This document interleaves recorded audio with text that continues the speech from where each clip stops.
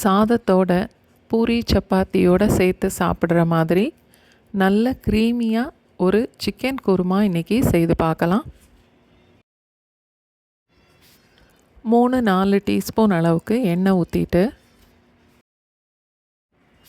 2 teaspoon அளவுக்கு சோம்பு சேர்த்து அது பொரிஞ்ச உடனே மீடியம் சைஸில் 3 வெங்காயம், 8லேருந்து 10 வரைக்கும் பச்சை மிளகா, 14 இல்லை 15 பல்லு பூண்டு,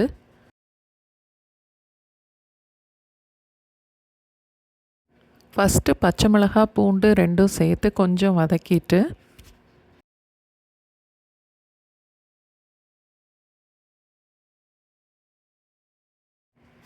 வெங்காயம் சேர்த்து கொஞ்சம் கலர் மாறுற வரைக்கும் வதக்கணும்.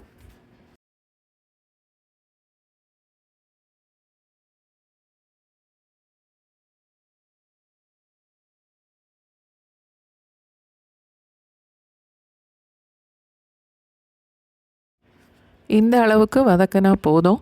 தட்டில் கொட்டி ஆற வச்சுட்டு நல்லா நைஸாக அரைச்சி எடுத்துக்கணும்.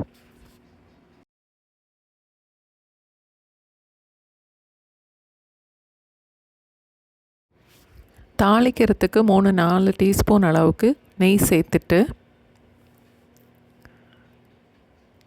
2 இல்லை 3 துண்டு பட்டை, 3 ஏலக்காய், 3 கிராம்பு, அதோட அரைச்சி வச்ச பேஸ்ட்டையும் சேர்த்து கொஞ்சம் வதக்கணும்.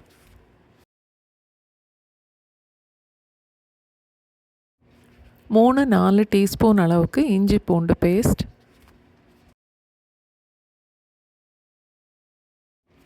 1/2 டேபிள் ஸ்பூன் அளவுக்கு மல்லித்தூள்,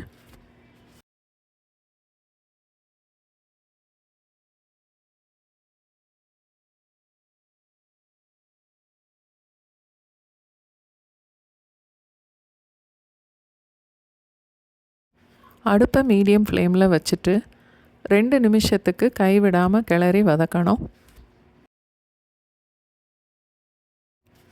1 டீஸ்பூன் கரம் மசாலா பவுடர்,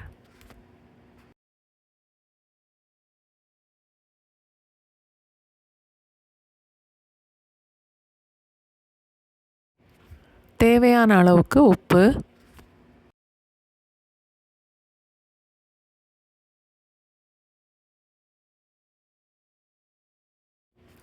இந்த அளவுக்கு வதங்கினதுக்கப்புறம் 3/4 கிலோ அளவுக்கு சிக்கன், 750 கிராம், அதையும் சேர்த்துடலாம்.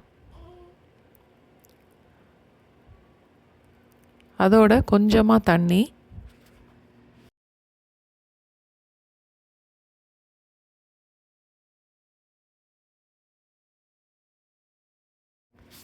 அரை டீஸ்பூன் அளவுக்கு மஞ்சத்தூள்,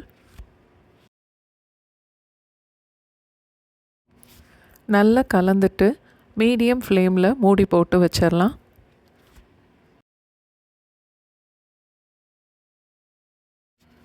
பத்து முந்திரி பருப்பு, 10 பாதாம் பருப்பு 30 நிமிஷம் வரைக்கும் ஊற வச்சு மிக்சியில் நல்லா நைஸாக அரைச்சி எடுத்துக்கணும்.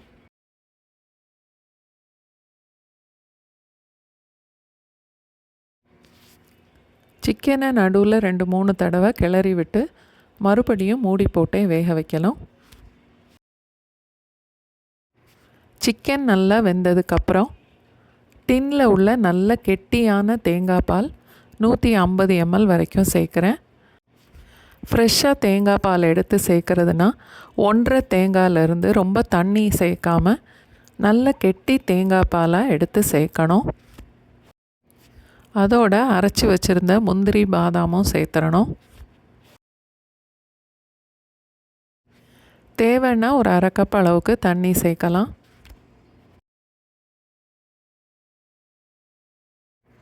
எல்லாம் சேர்த்து நல்லா கலந்துட்டு அடுப்பை லோ ஃப்ளேமில் வச்சு 2 நிமிஷம் வரைக்கும் மூடி போட்டு கொதிக்க விடலாம்.